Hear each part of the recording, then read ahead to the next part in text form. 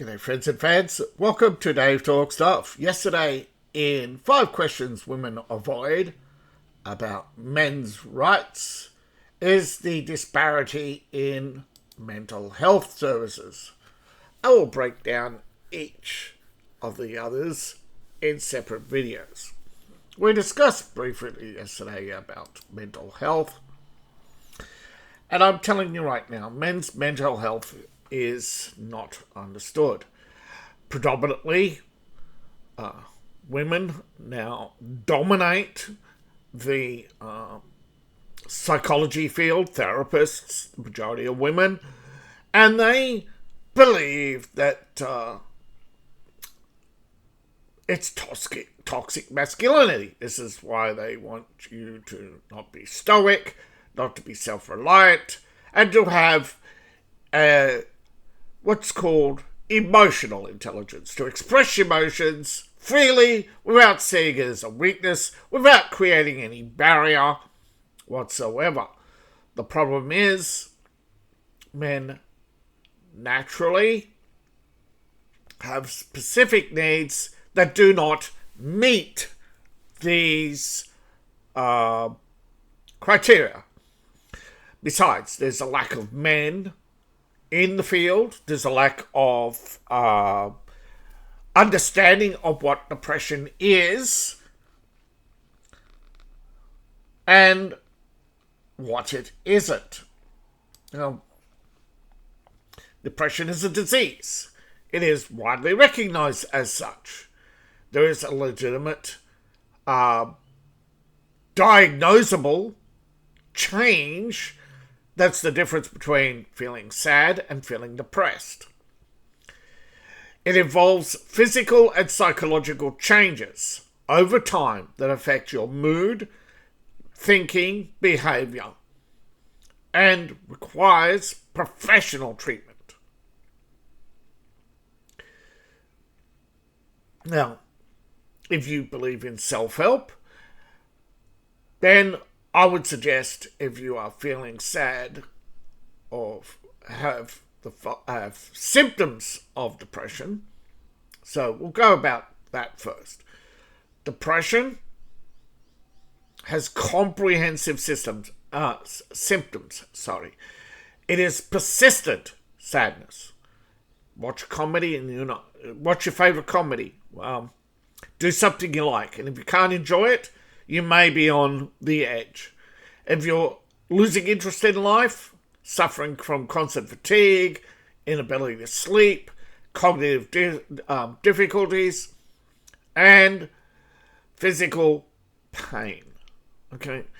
Real depression comes with physical pain, a pain you cannot describe, a pain that is often shifting.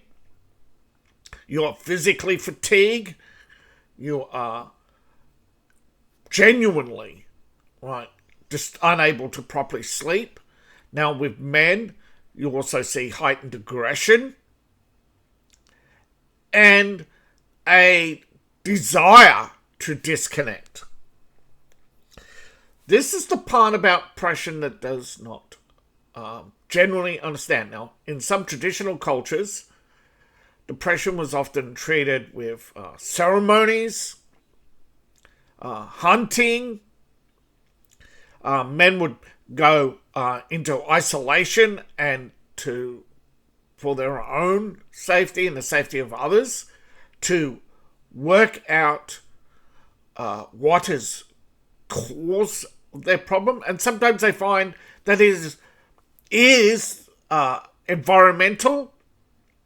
Sometimes it is inflicted upon you by others systematically over time.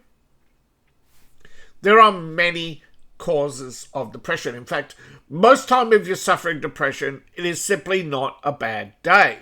It is no one bad day. It is years of bad day that you're unable to shake off. Often depression comes about because you have not been given adequate time off, or you're under constant pressure with no relief valve. Your mind and body need repair and recovery. Every man needs time to himself.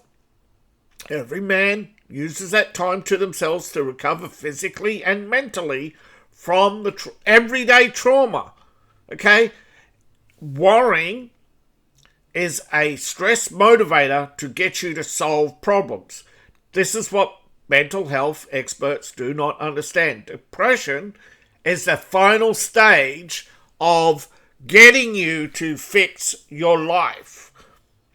Now, it is difficult when you reach depression, but it is symptoms that have grown over time that you have ignored, that you know there is something wrong, but because you've allowed these wounds to fester instead of heal, they've gotten worse.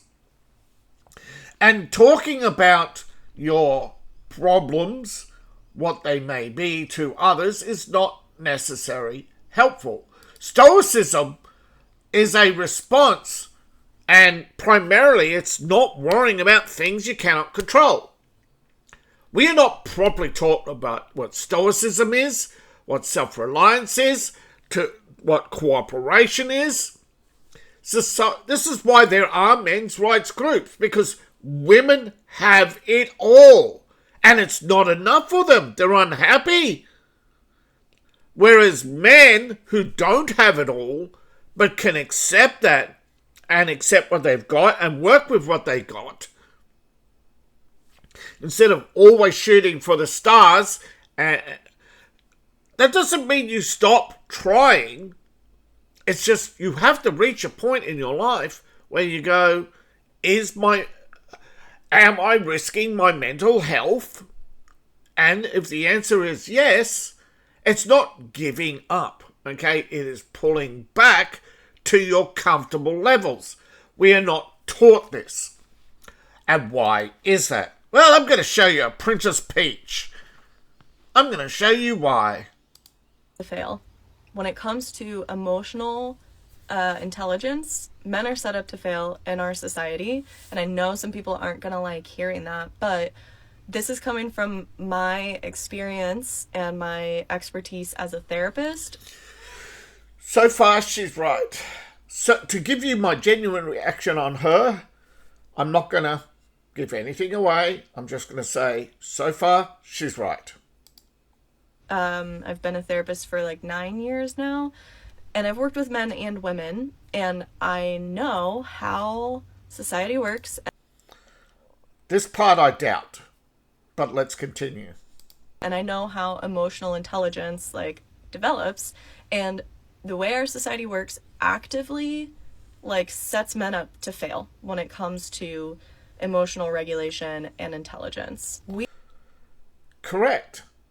Now, she isn't going to tell you why. I think many of you know why. What is the problem? Well, if you're emotional, and let's say you work in a trauma facility, if you're emotional, you will break down faster. Stoicism is a trained defense against trauma.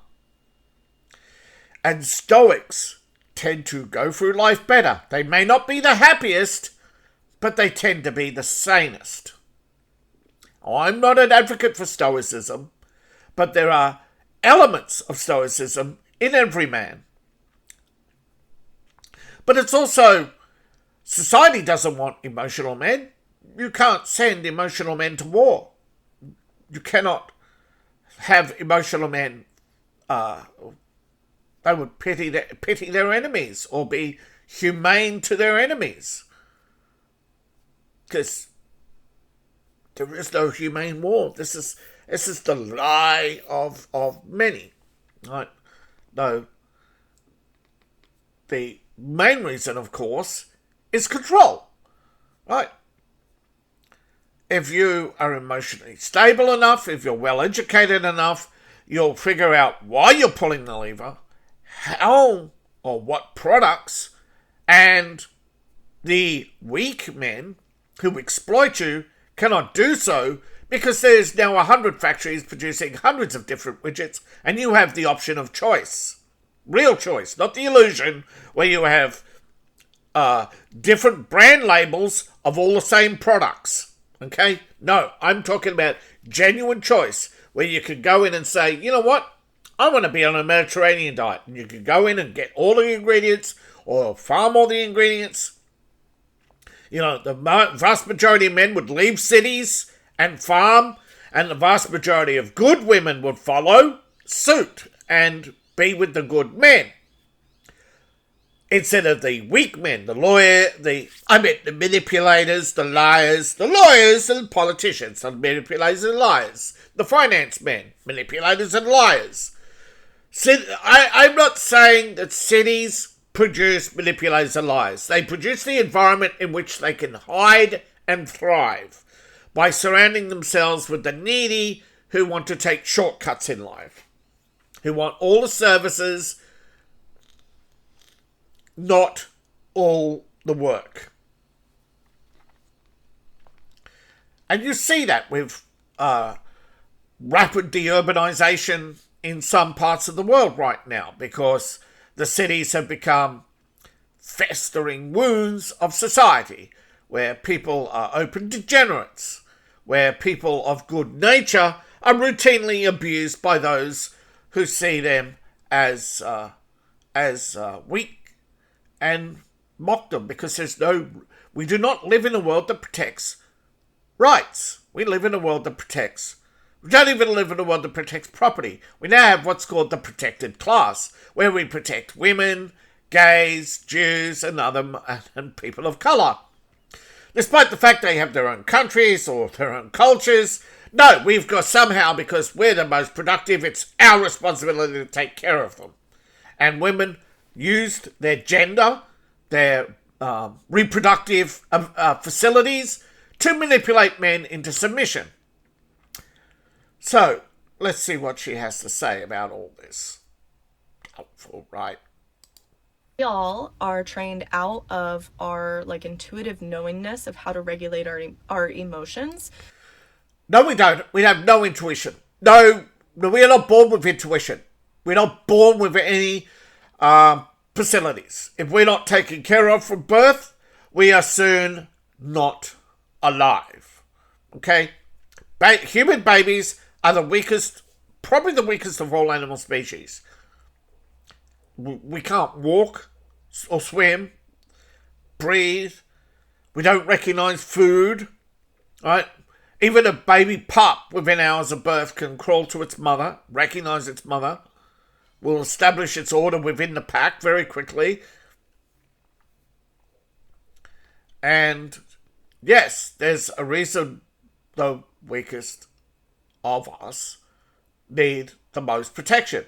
However, women are not providing that protection. Unguaranteed. No, they are manipulating their position of protector of the young in order to have us do the heavy lifting.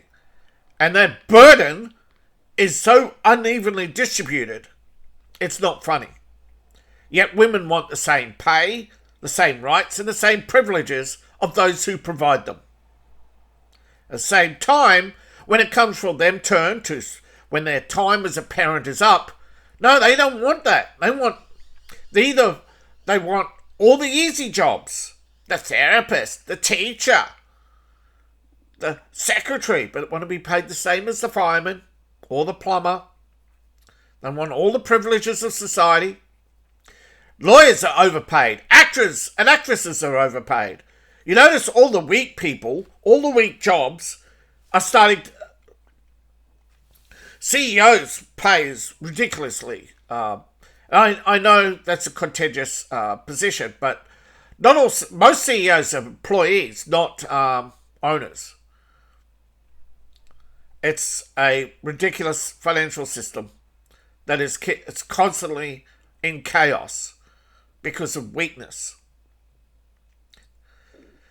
I am all for them being paid proportionally for what they're worth and what they bring to the table, not actors who get paid.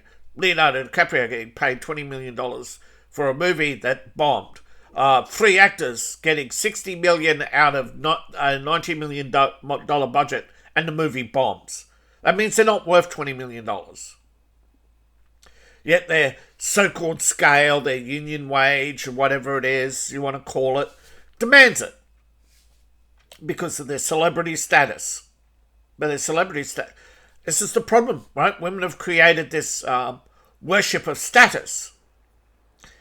And our generation has been slowly waking up to this, but it's not the minority. It's most Gen X, Gen Y, are in the minority, whereas Gen Z and others going forward has a higher proportion, which means they're more aware, more awake, and waking up to the fact that there are that lawyers, increasingly doctors, people of high skill, and women and other, they're all manipulating the productive, the working class. Now, communism isn't the answer. It's just another tool of oppression.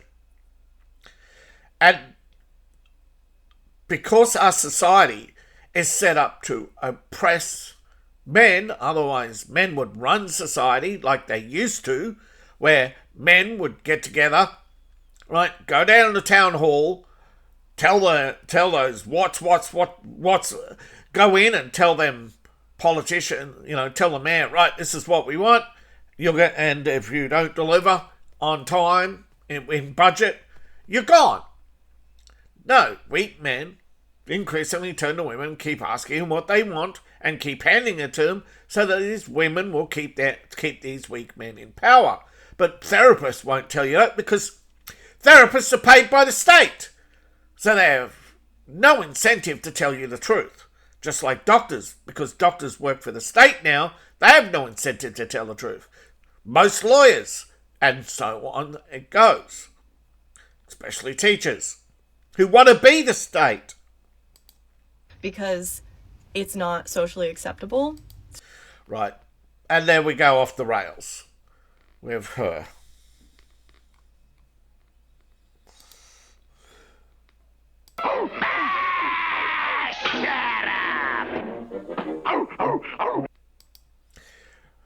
We're going to treat you like children. We're going to give you the simplest of answers without context. And then we're going to leave you wondering why depression goes untreated.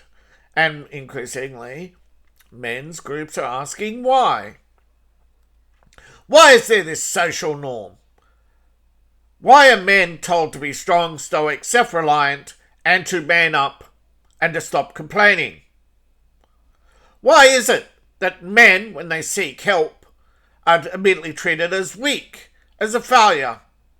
And when you go to therapy or counselling, it is nothing but pouring out your emotions, and you actually see the therapist gleeful, but then they turn to chemical solutions. So nothing gets done other than giving you pills to make you dopey and silent and submissive. Action. Men prefer action. Not pills, but some do as they self-medicate through alcohol and drugs rather than... Because they can't. They have no power. Men in society have no power to deal with their pain. If your boss is an arsehole, what can you do about it? If your wife is cheating on you, all you can do is divorce her and take the pain of divorce and the humiliation of divorce and the pain of having all your hard work and building a family go to waste because all she can think about is her self-gratification because there's no consequences for her. You suffer the consequences of her actions and lose half your shit to her. Relationship and other socializations. If you have any problems in your life, you suffer isolation. Whether you like it or not, all the married people don't want you around. And that's a sad fact. You have to deal with sad facts. But I'm telling you, it's compounding. No one thing is causing depression.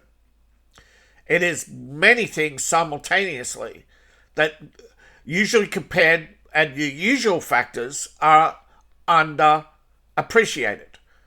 But especially economic and lifestyle factors, there's no guarantee of financial stability to men, only women. Right? There's no guarantee of employment for men, only women. There's no pressure on women to be a provider. Women have politically become acceptable for the majority of women to be genocidal. That is, that the minority of women of a nation will not have children because they prefer immigrants. Why?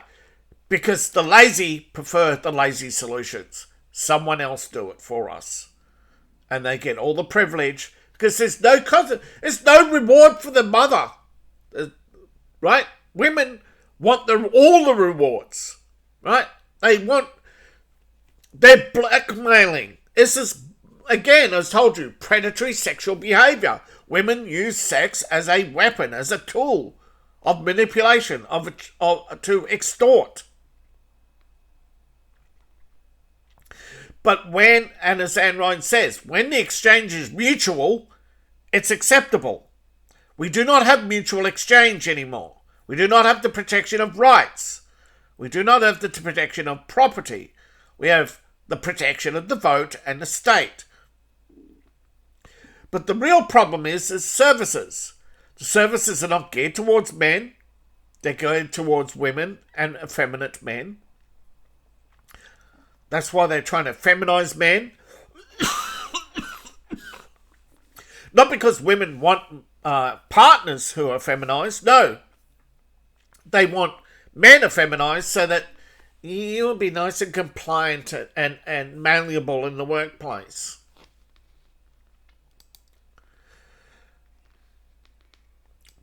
But what happens when women are equal to men? Wanted to find out what it was actually like to live as a man, and what she reported should wake all of you up. She cut her hair, she lowered her voice, and she lived as Ned for over a year. And what happened to her is the part that most people don't like hearing. After the experiment, she had a severe depressive breakdown, and she checked herself into a psychiatric facility. Years later, she chose medically assisted in Switzerland. Her name was Nora Vincent. These are the harsh realities that she said men endure. Number 1, dating is a gauntlet. As a woman, you naturally get approached. As a man, you do the approaching. You risk rejection every single time. You risk being humiliated every single time. And she literally was stunned by how cold women could be to men that they weren't interested in. She said being a man felt like you're guilty until proven innocent, boring until proven valuable. You don't get any grace. You get tested. Number 2, men live in an emotional straitjacket. If a man shows real pain, people get uncomfortable. He's told to man up. He gets looked at differently, even by women who say they want a sensitive man. She said it felt like a man's value wasn't who he was naturally. It was what he could do, what he could provide, and what he could endure. Number 3, invisibility. Unless a man is high status or extremely attractive, he's background noise. I should have stopped it sooner. What you can endure. This is commonly for the shit test. Women will shit test you to see how psychologically stable you are. And unfortunately, they are so encouraged to shit test and shit test and shit test by Cosmo and other women's magazines and by women's groups to constantly test your man. You see it on TikTok. Test your man. You can look it up. This is how to know he loves you. And so men eventually can no longer endure. And that is the psychological snap. See, you have good stress, bad stress. Good stress motivates you. And this is why, as a man, having the leadership role, you can shut off the spigot of your stress. Right? You could tell you, if you had the this is why men formed unions to tell their boss to shut the fuck up. Right? Sorry, boss, you may want this ship in 3 days, but it takes at least 3 months to weld a hole. And we've had storms, material delays, So, no, we're not 3 days from finish. We're 3 months from finish. Accept it. Right? Absolutely. There are greedy people in this world who need to be told to shut the fuck up. But unions have also there's no counter, right? The union itself cannot be countered by its own membership. Every top-down organisation is immediately anti-man. Okay? You got it? Moving on. NED is a real thing. Look it up. It's all been fact-checked. The Depression, nothing helped. Nothing, right? All the psychological stresses, right? As Ned, trying every day to get a date, trying everything a man does, workloads, couldn't go through a normal work day for the average man. Women cannot lift the same amount as men. Women cannot move as fast as men. Women do not have the same level of endurance as men. Yet somehow the idea of liberalism that we're all equal means that we're 100% equal in everything. And that there's just some artificial construct in the way. This is the problem when you boil everything down to some slogan. Orwell warned us about slogans, particularly young women, right? Because slogans were meant to be a reminder. But over time, we've stopped learning the lessons and started learning the slogans. It's no compliments. No. And this is why you cannot be emotional. If you're emotional, you thrive on attention, compliments. No one's happy to see you unless you've got something on offer, right? There's no reciprocity most of the time in this world. You could, I'll give you a classic example from women's perspective, the social butterfly. Women, particularly as they get older, go from being the housewife to the social butterfly for a rich man. Okay? They will organise events, they will organise parties, and they will have people around. But at the same time, you have the party goer, the party girl. Right? The party girl is often like the daughter, the middle class associates who get invited to these parties. But eventually, no one's coming. They'll go to all these people's parties, bring all the gifts, bring all. But when they go to hold their own party, no one comes. No one smiles because they've got nothing to offer. Right? You either don't have the audience or the gravitas. Right? This is the difference between the socialite and the party girl. The actor, who's the leading man, and the bit character. Okay, we'll give you an example of a leading man who fell from grace, Marlon Brando. Right? The leading man is strong, authoritative, and naturally attracts an audience. The bit character can attract an audience, but only carry the story so far.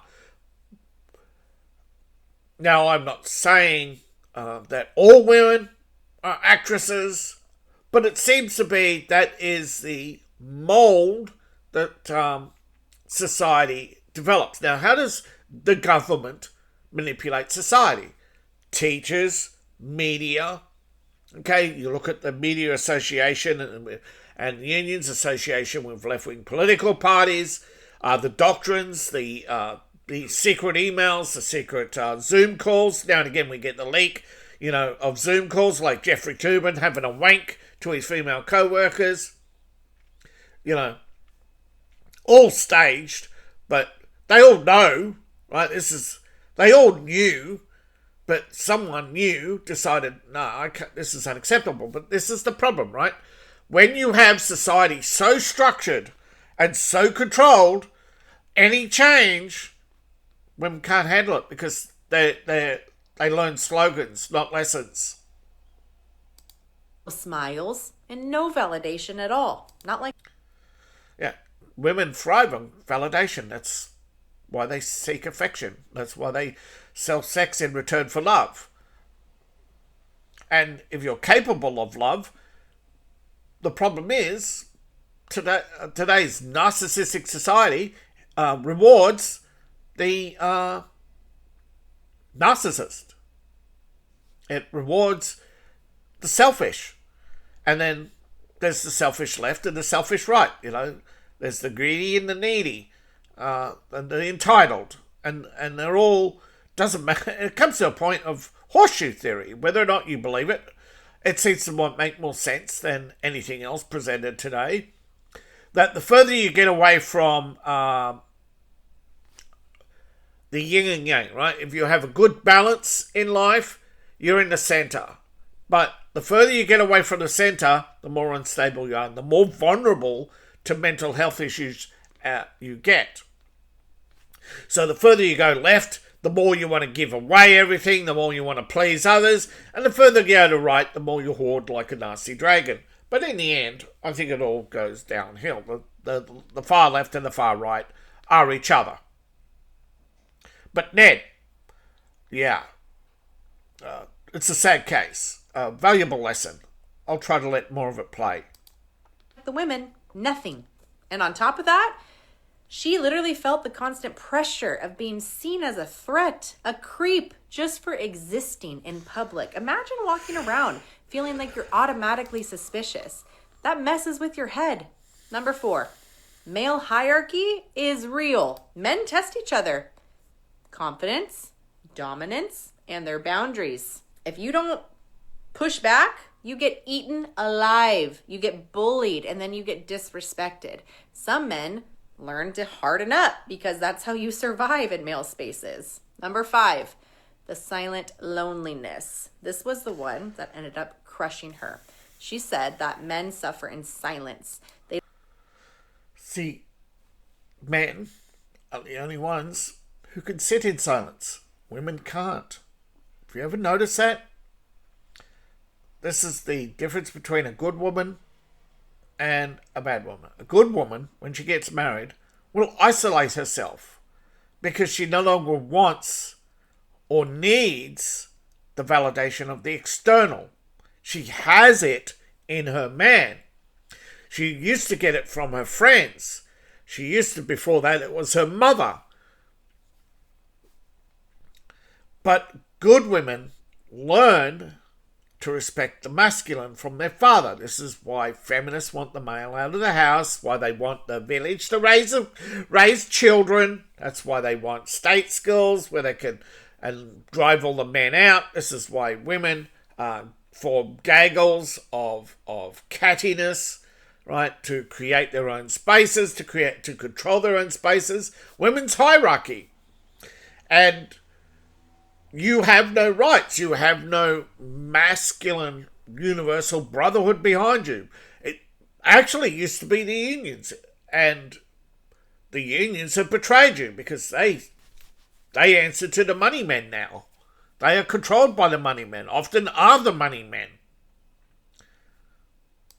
Don't talk because deep down they believe something horrible. Nobody actually wants to hear it, so they... Well, we've often told each other this, right? We can ask each other all the time, and no matter how much we ask each other, are we okay? If you know, there's nothing. I have health problems. Why tell you? There's nothing you can do about them. Yes, I would love the donations and financial support, but deep down, right, there is a understanding in society that most of the time, most people don't have the spare cash, or don't want, or are suffering from cause fatigue, where they felt they've given enough. And I understand that, but women don't. Okay, they always think that you've always got you're holding back. You've always got more, right? You've saw the videos in the past where women are talking about he's a broke boy. He's not a broke boy. He's just broke for you, right? Now, most men know that isolation and silence heals. But if it's not healing you, if you're not getting better by isolating yourself from the problem, by being silent and allowing your brain, because men can sit in silence, women cannot. Men can sit in silence and let their brain sort everything out. If you can't, then yes, it should be able to say, hey, brother, help. And there are many of you out there who do help and do listen and are supportive. The problem is women want the trumpets, the whistles, the parades, the kudos, the validation. Real men don't. This is why women never get men and never will get men until we sit down with an education system that says men, women, and writes out the traits of men and writes out the traits of women and says complementary. Women are drawn, but no, they don't want this. They don't want a society able to self-manage or self-govern. This is where I say often about, I haven't brought it up probably in over a year now, the Universal Brotherhood used to be, right, Universal Brotherhood of Man. And around the mid times of the Roman Empire, around all the way through to about the 9th century. But as imperialism rose and post-collapse of Rome, nations increasingly aggressive towards each other, wanting to establish dominance, hierarchy, control trade, and so we've had violence because of the weak men who seek power and seek validation and seek wealth over at the expense of others.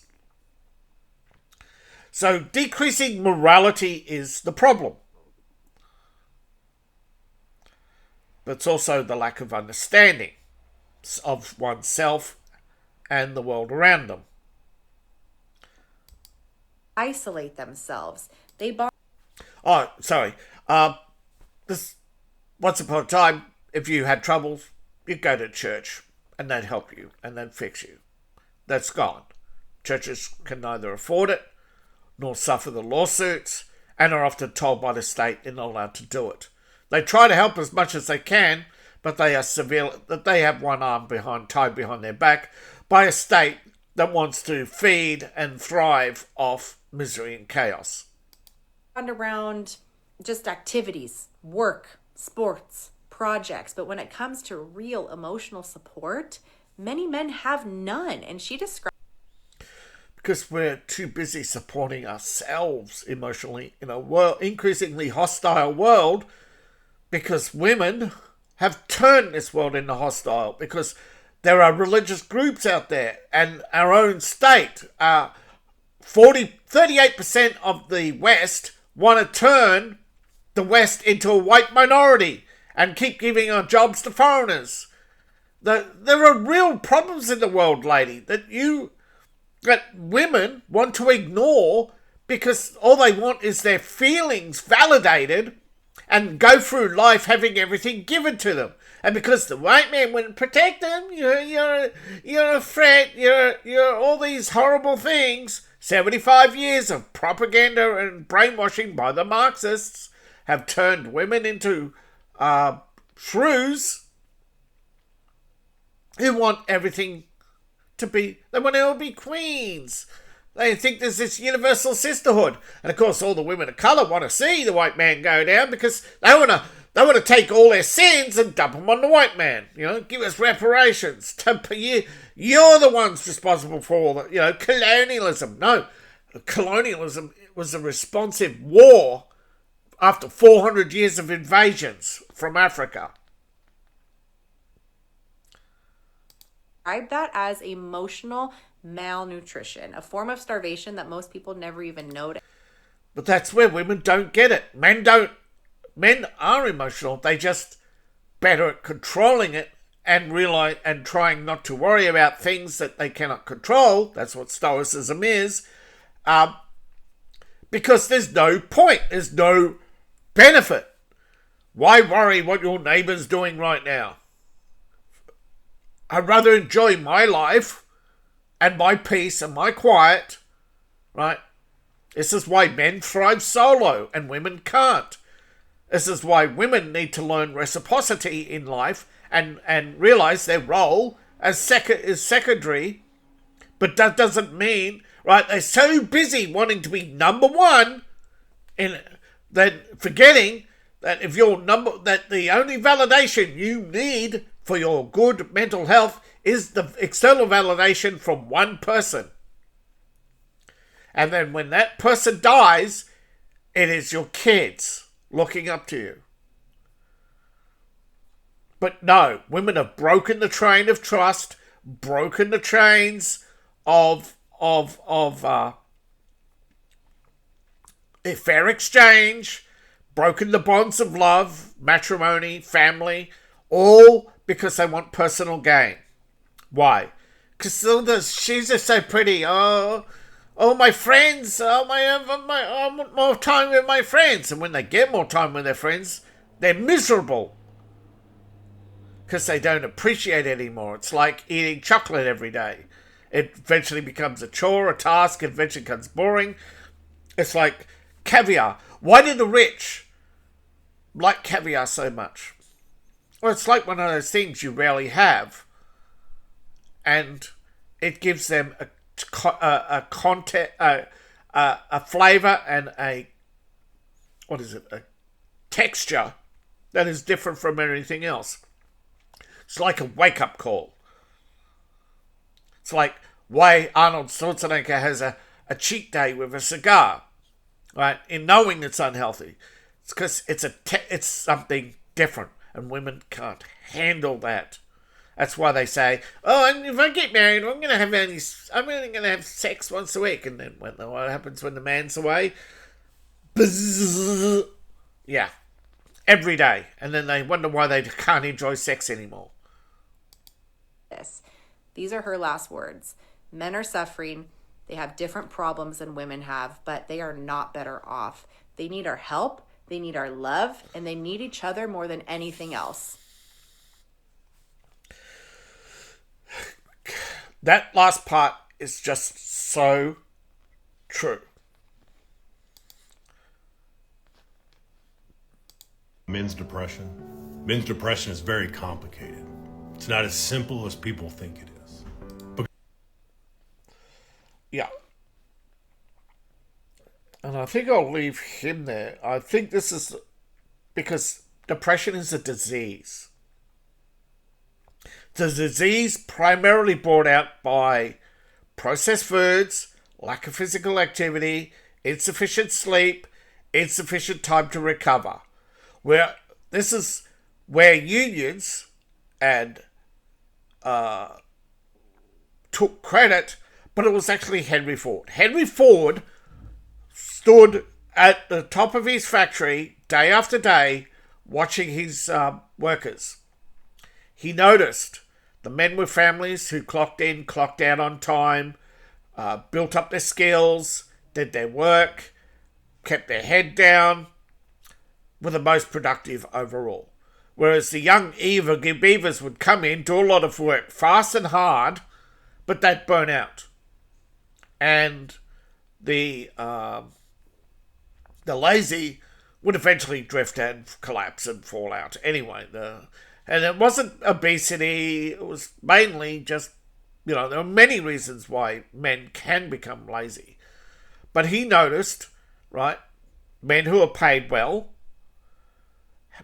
have good food, and get plenty of physical activity, take good care of themselves, have a good family, have sufficient sleep every day.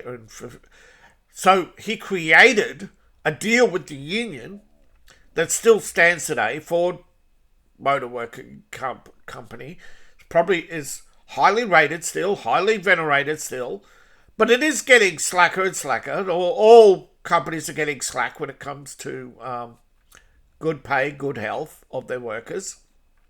But the problem is everybody wants a bigger slice of the pie because of their greedy wives, or the perception the only way to get a girl is to be rich. And where does that perception come from? Well, go to TikTok and find out, right?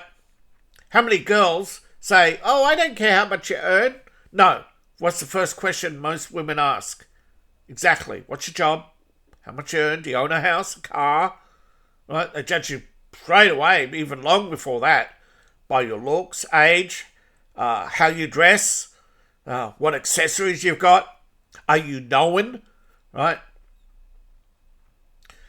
And increasingly, hyper-competitiveness. Women are trying to compete. Right? Women see a man with a woman and go, she's a 3, I'm a 4. No, I'm a 10. So you get all these 3s and 4s who think they're 10s and think, these broke boys, think that, we just get rid of all the ugly men. What happened? Well, this is what they don't understand. I forget the name of the term, but when your standards are here, right? When you're a 3 and you date 3s, you're happy. But what happens when you raise your standards? Well, as you get older, your value goes down, woman.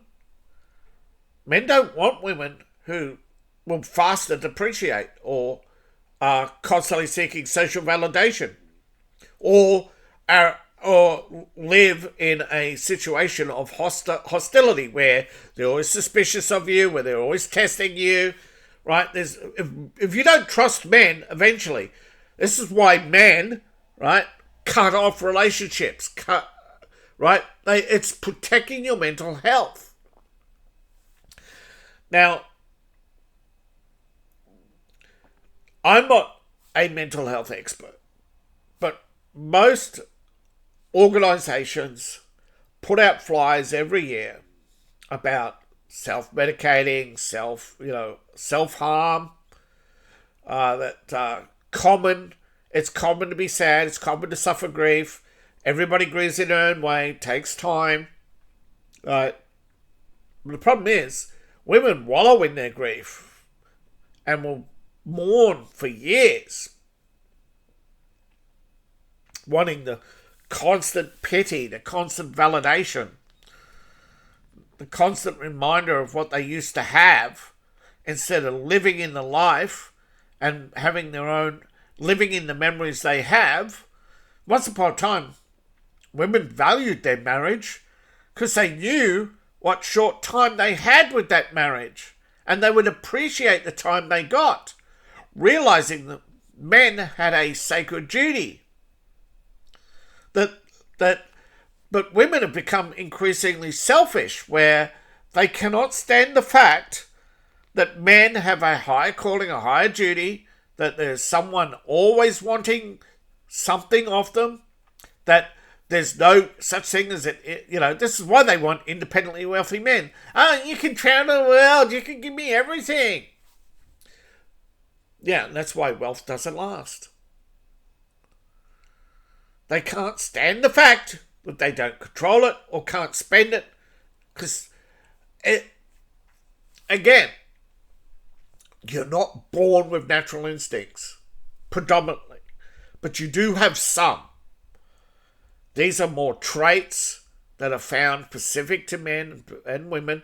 But men doesn't mean men don't gather when they hunt. But men can gather, men can search, and men can shop. But long before that, men recognised food. Long before there were shops, men would farm. Men would put together just the right amount of land. You notice once upon a time, you'd get 10 acres. You wouldn't take more than you need. You wouldn't cut down. Oh, let's cut down a few more trees and put them on the side. No, right? They would say, right, I need 200 logs to get through winter, and you can guarantee, right, plus or minus that. And if at the end of winter there was still some logs over, there'd still be 200 more logs added at the end of every year.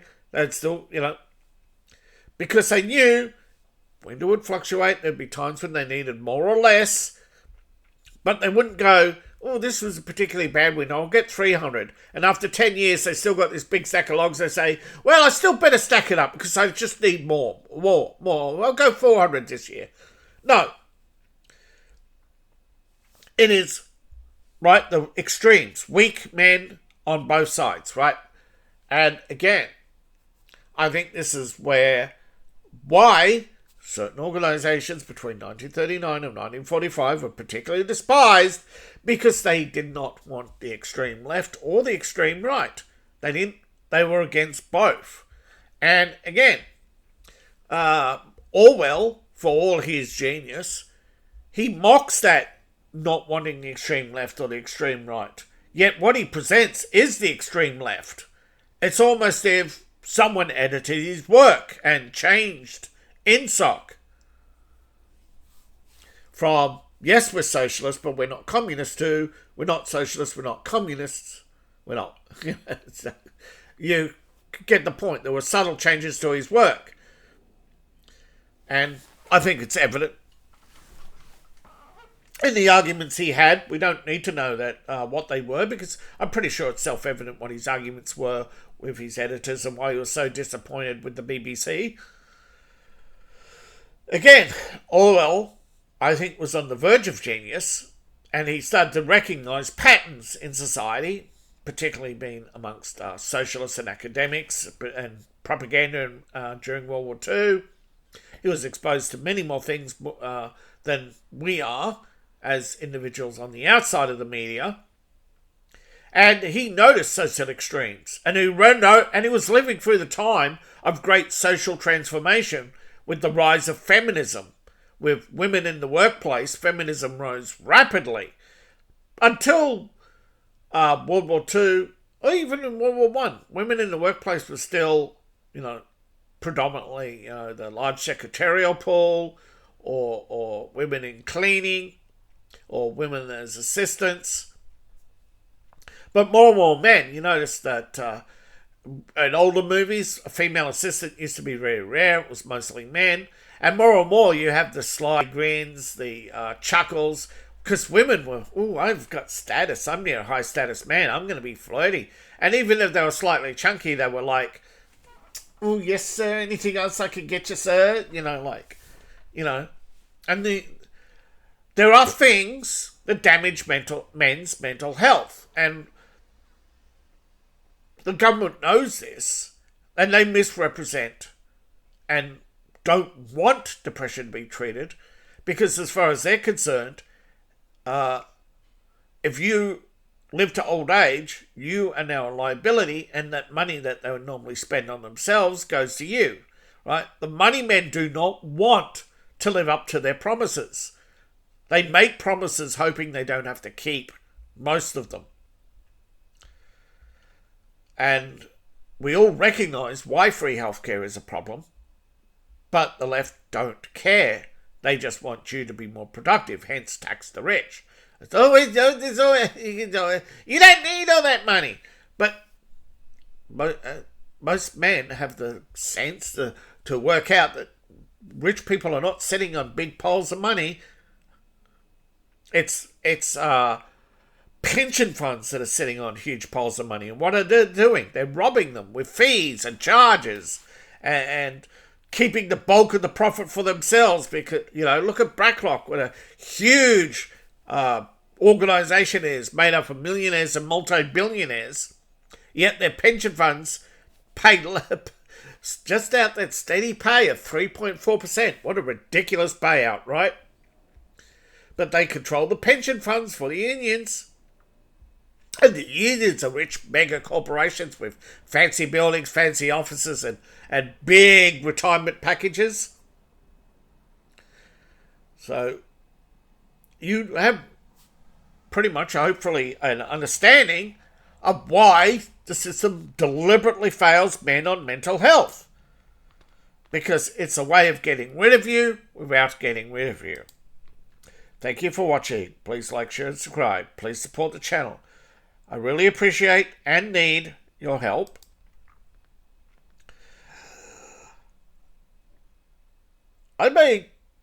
Nobody's caring or using my Ko-Fi, so I may get rid of it. In the past, people preferred Ko-Fi to PayPal. I still got my PayPal. So I may retire this one.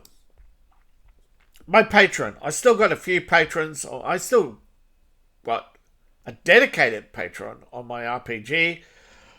Unfortunately, I know when people go to my writing Patreon, it wants ID. I can't help it. It's out of my control.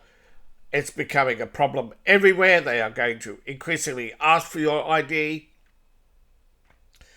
And I know my writing topics aren't for everyone. I accept that.